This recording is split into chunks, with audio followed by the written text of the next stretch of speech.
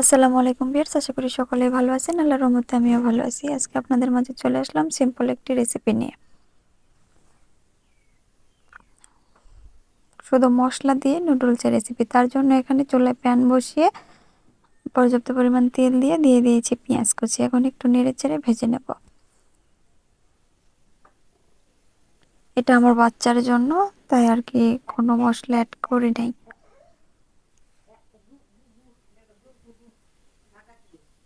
আমার এই রেসিপি যাদের বাচ্চা আছে সেগুলো মায়ের জন্য উপকারে আসবে ইনশাল্লাহ।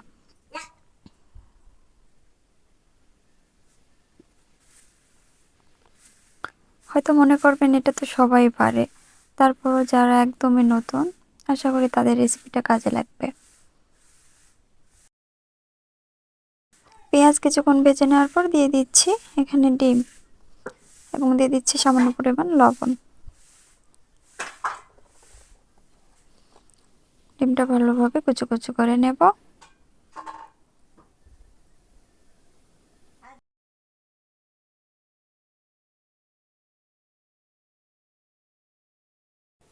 এখন আর কি আগে থেকে সেদ্ধ করে রাখা নুডলস দিয়ে দিচ্ছি এবং নেড়ে চেড়ে ডিমের সাথে মিশিয়ে নিচ্ছি।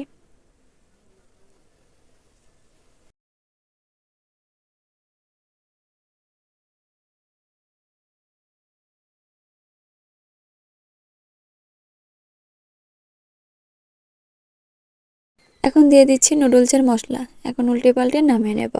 আমার রেসিপি দেখে যদি কেউ বিন্দুমাত্র উপকৃত হন তাহলে অবশ্যই একটি লাইক দিবেন, কমেন্ট করবেন, শেয়ার করবেন এবং সাবস্ক্রাইব করে চ্যানেলের পাশে থাকবেন।